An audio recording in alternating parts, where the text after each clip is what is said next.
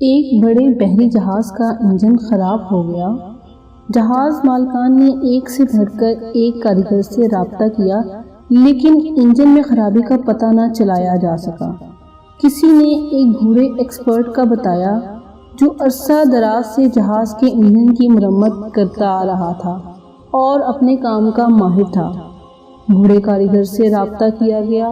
مقررہ وقت پر بوڑھا کاریگر اپنے اوزاروں کے تھیلے کے ساتھ موقع پر پہنچ کر فوراً کام میں جٹ گیا۔ اس نے انجن کا اوپر سے نیچے بغور معائنہ کیا۔ موقع پر موجود جہاز کے دو مالکان یہ سوچ کر بوڑھے شخص کی حرکات و سکنات کا مشاہدہ کر رہے تھے کہ وہ انجن میں خرابی کا پتہ لگا لے گا۔ انجن کا جائزہ لینے کے بعد بوڑھا کاریگر اپنے اوزاروں کے تھیلے کے پاس پہنچا اور ایک چھوٹا سا ہتھوڑا نکالا۔ بوڑھے کاریگر نے ہتھوڑے کی مدد سے انجن پر ایک مخصوص جگہ پر آہستگی سے ضرب لگانے کے بعد اسے واپس تھیلے میں ڈال دیا۔ حیرانگی کی بات یہ کہ انجن سٹارٹ ہو چکا تھا۔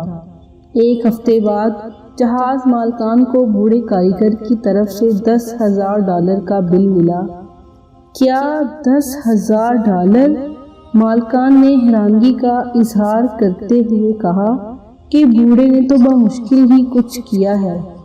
چنانچہ جہاز مالکان نے بوڑھے کاریگر کو ایک نوٹ لکھ کر بھیجا کہ مہربانی فرما کر تفصیلاً بل ارسال کریں۔ بوڑھے کاریگر نے جواباً جو بل بھیجا اس کی تفصیل کچھ یوں تھی: ہتھوڑے کے ساتھ ضرب لگانے کا بل مبلغ $2، جبکہ ضرب لگانی کہاں ہے اس علم کے مبلغ $9,998۔ اوپر بیان کردہ صورتحال سے نکلنے والا نتیجہ کچھ یوں ہے: محنت اور کوشش کی اہمیت اپنی جگہ، لیکن یہ کوشش کب، کہاں اور کیسے کرنی ہے، یہی وہ علم ہے جو ہمیں دوسروں سے ممتاز کرتا ہے۔